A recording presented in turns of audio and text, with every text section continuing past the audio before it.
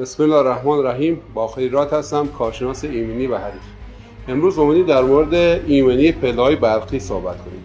همینجور که می‌بینید تو تصویر یه ماکت پله برقی رو داریم که همه چیزش بر اساس پله‌های برقی واقعی ساخته شده که ما روش توضیحات رو میدیم. قطعات مختلفش، یک قسمت کامپیوتری یا مغز دستگاه هستش که تمام فرامین رو بهش میده.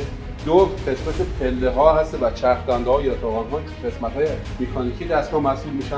هر کدوم خرابی توی چرخدنده ها یا تاقان ها باعث حوادث میشه و در نهایت پایین پله و بالای پله کلید امرجانسی استاپ رو.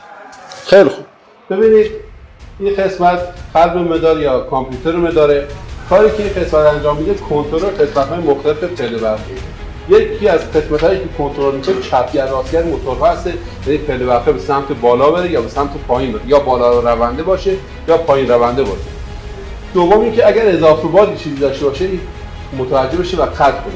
اگر امرجانسی استاپ رو فشار بدید بلافاصله سیستم رو در همون جا استاپ کنه و تا زمانی که کلید رو نچرخونید امرجانسی استاپ از مدار خارج نمیشه. خب این قسمت چرخدنده‌های بزرگی دستگاه هستن که روی پله برقی‌ها موجوده و به یاتاقان‌هایی وصلن.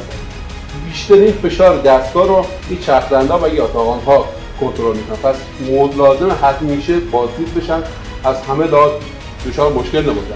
و این چرخدنده‌هایی، این چرخ‌هایی رو که می‌بینی بسیار چرخ‌های حساسی هستن. فشاری که روی پله‌ها قرار می‌گیره روی چرخ‌ها هستن که روی ریل‌ها حرکت می‌کنن. هر کدوم از این چرخ‌ها قفل بشن یا دچار مشکلی بشن باعث حوادث پله برقی میشه. قسمت مهم دستگاه قسمت امرجانسی استاپش هسته. اگر دقت کنید این امرجانسی استاپ دستگاه هستش. اگر هر وقت هر اتفاقی بیفته قانونا شما موظف این امرجانسی استاپ رو فشار بدید. به محض اینکه فشار دادید اگر با کلید اینو باز نکنید امرجانسی استاپ از مدار خارج نخواهد شد.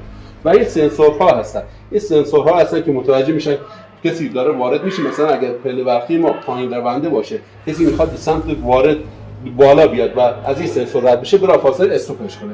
خیلی ممنون از اینکه وقتتون به ما دادید. با تشکر.